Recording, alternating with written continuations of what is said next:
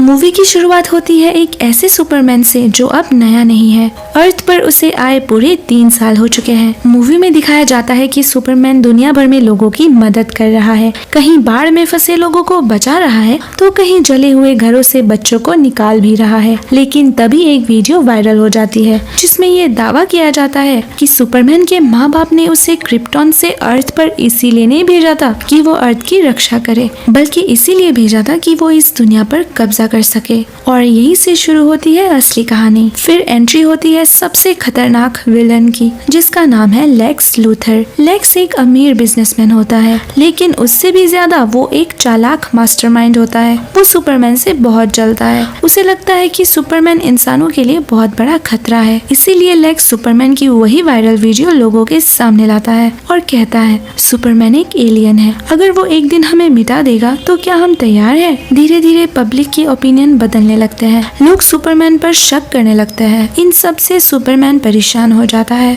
और वो Lois Lane से कहता है मैं तो बस लोगों की मदद करना चाहता हूँ, लेकिन अब लोग मुझसे डरते हैं। लुइस लेन जो एक मशहूर रिपोर्टर है उसे समझाती है सच कभी कभी धीरे धीरे सामने आता है क्लर्क, लेकिन आता जरूर है। ये सुनकर सुपरमैन शांत हो जाता है। इससे हमें ये समझ आता है कि वो सिर्फ एक ताकतवर हीरो नहीं, एक सोचने समझने वाला इंसान है। फिर लेक्स अपनी असली प्लान चालू करता है। वो बनवाता है एक पॉकेट यूनिवर्स।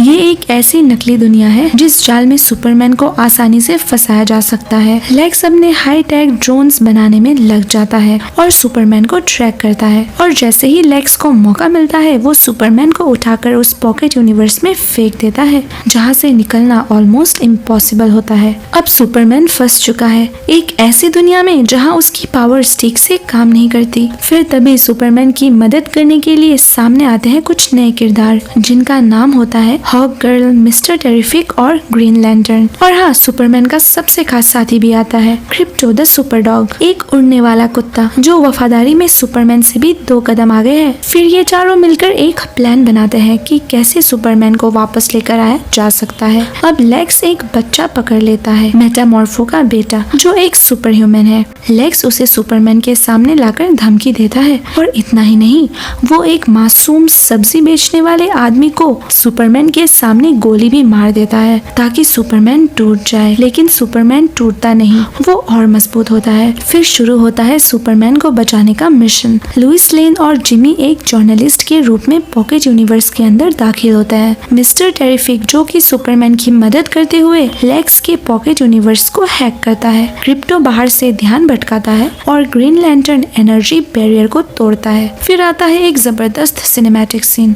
जब सुपरमैन अंधेरे में से निकलता है उसके कंधे पर होता है एक बच्चा। फिर भी लेक्स हार मानने वालों में से नहीं था, इसीलिए वो लाता है एक इविल क्लोन जिसका नाम है अल्ट्रामैन। ये अल्ट्रामैन बिल्कुल सुपरमैन जैसा दिखता है, लेकिन इसके अंदर भरा होता है नफरत, गुस्सा और बर्बादी। फिर शुरू होती है फिल्म की सबसे बड़ी लड़ाई, सुपरमैन वर्सेस अल्ट्रामैन। दोनों की जबरदस्त टक्कर और फाइट के बाद आखिरकार सुपरमैन अपने क्लोन को हरा देता है, लेकिन ताकत से नहीं, दिल से। वो उसे याद दिलाता है कि दुनिया को बचाना एक जिम्मेदारी है, डर नहीं। और फिर सुपरमैन दुनिया के सामने आता है, लेकिन इस बार सच्चाई के साथ। लुइस लेन जो कि एक रिपोर्टर है, वो एक लाइव वीडियो चलाती है जिसमें लेक्स लूथर खुद ये कबूल करता है कि वो वायरल वीडियो फेक था। लेक्स को गिरफ्तार कर लिया जाता है। फिर पब्लिक माफी मांगती है और सुपरमैन को फिर से एक हीरो माना जाता है। इसके पोस्ट क्रेडिट सीन की बात करें तो फिल्म के एंड में आता है एक बड़ा सरप्राइज। पोस्ट क्रेडिट सीन में एक लड़की दिखाई देती है जो सुपरमैन की तरह ही उड़ती है और वो होती है एक सुपर गर्ल और वो कहती है अब